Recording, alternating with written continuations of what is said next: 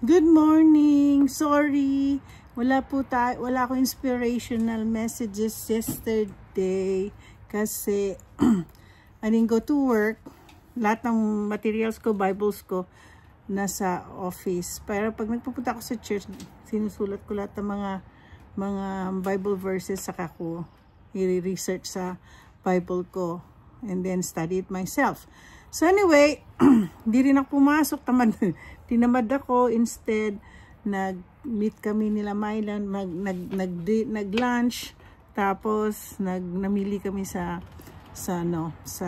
aming tawag nito, sa Total Wines, and buy some wines for us later dito sa camping. Magka-camping kami. Anyway, just welcome. May magandang view ko ngayon. Ito ang aking garden. Madami po akong actually, ko-correct ko doon sa, meron kasi akong vlog tungkol sa aking back patio. Sabi ko doon, yun. Ito.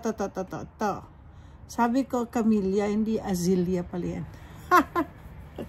Camellia, iba ang itsura ng camellia sa azalea. So, azalea po yun. Ang dami bulaklak. Ano lang yan, ngayong spring, siguro, next week or hindi ko na matandaan. Pero itong mga itong rhododendron, rhododendron, maabot sila ng may kapitbahay ko, ang ganda-ganda niyang rhododendron niya. Ginawan lang puno. Hindi ko ginawa siyang puno kasi ayaw naming mataas. So lagi ko yung pinuputulan. Pero bumabalik-balik sila. So yan, maganda. Yan mga ito, tanim to ng lola. Lalo na yung nandiyan dyan, oh. Mga yan. Yan. Yan yung mga tanim ng lola ni Lance. Itong bahay po namin. Bahay po ito ni Lance. Bahay po ito ng lola ni Lance. Dito po lumaki. 1925 po ito na itayo. Nabili ng lola niya. Ito mga kapitbahay namin dyan, yan sabi ng biyanan ko, bukid-bukid lang daw yan. Dyan nila, may bakahan sila kung kailan, yung mga buhay nung araw, yung cows, yung mga baka, nandiyan lang. Tapos kung kailangan nila ng milk, nagmi-milk sila dyan. Kasi itong nung Tacoma, syempre hindi pa yun. Sabi nga ng biyanan ko, mga talahib pa lang daw yung mga kapitbahay. Tapos, yung isang bahay after dito sa kapitbahay namin, pakita ko sa inyo. Yan. Itong kapitbahay namin yan. Talahi lang yan. Diyan sila inaani mga baka. Tapos yung isang bahay na yon, bahay daw ng parents ng lola ni Lance. Pinaka-lola ng biyanan ko. So anyway, siguro nabenta ng mga lupa dyan nung mga as it grows. Dito na tumanda, dito na namatay yung lola ni Lance. Ngayon minana ng biyanan kong babae itong bahay. Tapos si Lance binenta niya kay Lance pero sa murang halaga. Kaya nga po bayad na po kami, paid off na itong bahay.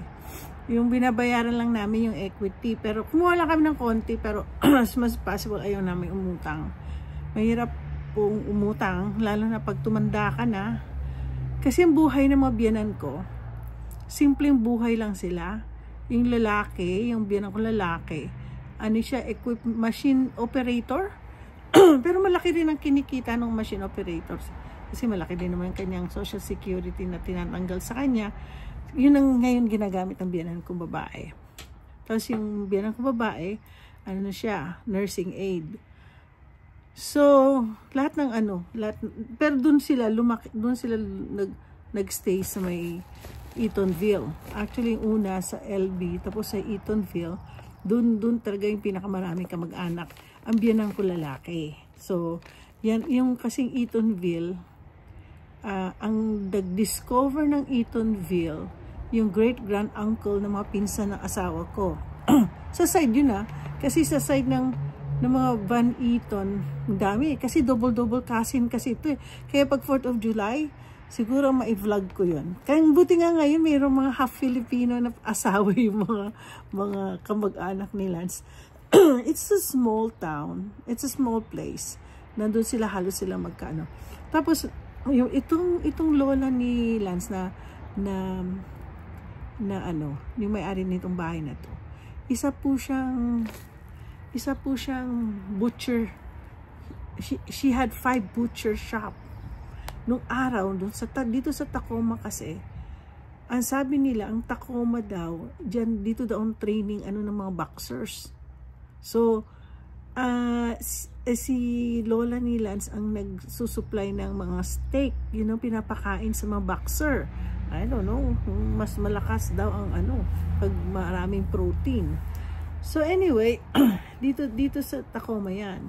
So yun ang kinabubuhayan na. Simpleng, tapos yung lolo ni Lance, father ng biyanan ko, madali lang siya, namatay siya nung bata pa si tapos nakalakayan na lang niya yung kanyang mga stepfather. So anyway, pero ito nakakatuwa din naman ang kasimplihan ng mabuhay ng lolo ni Lance.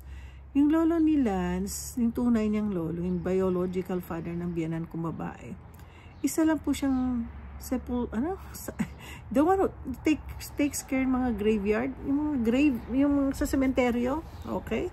Oo, siya naglilinis doon, siya yung maintenance doon. Tapos, kaya nga po ang biyanan ko, wala siyang formal training sa piano. By ear lang siya. Very talented ang biyanan ko babae. Siya? Marunong siya mag-piano. Doon daw sa simbahan. May mga simbahan ng mga sementeryo. Doon siya natuto. Kasi ang biyanan ko, ang tatay niya din, musician din. So nga daw sila, nag-record nga sila na Pero ang kinakatuwa ko dito sa lolo ni Lance, itong bahay, nabili na 1925. Tapos, yung sa Eatonville kasi, merong lake doon na ang pangalan Clear Lake. Ngayon po, pugad na ng mga milyonaryo yung lugar na yon. So, nabili ng lolo ni Lance yung property, nagbili siya ng cabin. 5 lang daw sila may-ari ng cabin nung araw. 1929 for $75. Imagine that.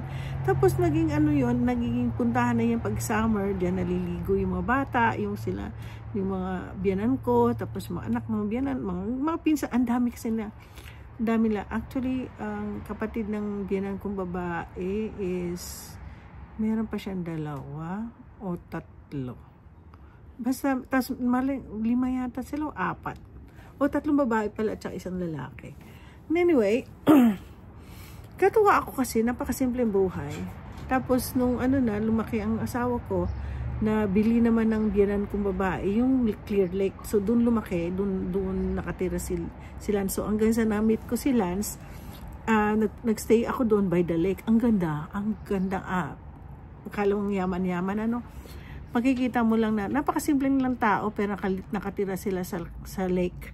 Pero until namatay ang biyanan ko lalaki, nainis ang biyanan kong babae sa 2 niyang kapitbahay. So binenta niya.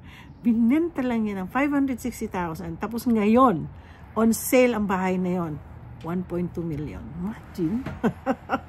Sabi ko, sayang. So anyway, kaya ako nag-vlog ngayon tungkol sa pamilya na asawa. Kasi simpleng tao sila, hindi sila doktor, hindi sila lawyer, pero marunong sila mawak ng pera. Kaya isa sa mga nagustuhan ko sa asawa ko, marunong po siya magawak ng pera. Magastos ako, pero siya ang marunong siyang mawak. Pareho di kami ugali niyan. Pero ang lang namin, iba siya, marunong siya mawak ng pera, marunong siya mag-invest. So, yung biyanan ko lalaki marunong mag-invest. Kaya bawat pera niya, tinatago niya. So hanggang sa mag-retire sila, nakakapag-cruise sila, nakakapag-travel sila. Tapos yung bago namatay ang biyanan ko, nakabili siya ng 16,000 na pinagawa niyang, ang tawag nun? Yung road, parang classical car na ano. Anyway, so nakabili siya nun. Na-experience, ano naman yan, na-drive niya hanggang nga namatay. Tapos minana nga ni Lance, kaso, ang problema, nabenta namin 5,000 na lang. Kasi yan yung time na, ayaw ko, basta kailangan namin i-dispose kasi sumasakit ang loob ng aking biyanang babae. So, yun na nga, yung plano nga namin nila, simpleng buhay lang ang gagawin namin. Hindi, ay namin, ngayon habang mayroon akong pera, sige lang, tulong, at saka at the same time, makapag-travel kami. So, meron naman kami ipon through sa 5, nagma-maximize siya sa kanyang 413 retirement niya. Tapos ako social security niya. So, siguro mabubuhay kami. Wala naman kaming problema sa bahay namin.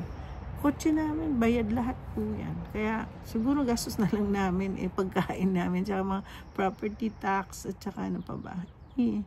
Ilaw, bumili na ako ng, heat pump ako eh. Hindi po ako naka-solar. So anyway, ayoko mag-solar. Ewan ko, depende. Tingnan natin kung maganda nga yung solar na yan. So, ayun, magandang umaga ko sa inyo. Sabado ngayon dito. At meron kaming long weekend. It's, ang tawag nito, walang pasok kasi sa Monday, Memorial Weekend. So, ganito sa Amerika, nagka-camping. First time namin sumama ng camping, may RV daw kami. So, ayun. Okay, sa Monday hindi po kasi pabalik na kami dito. So, sa Tuesday na po tayo magkikita uli. Okay? Siguro, watch nyo na lang yung mga vlogs ko. Okay. Happy Memorial Weekend. Babush!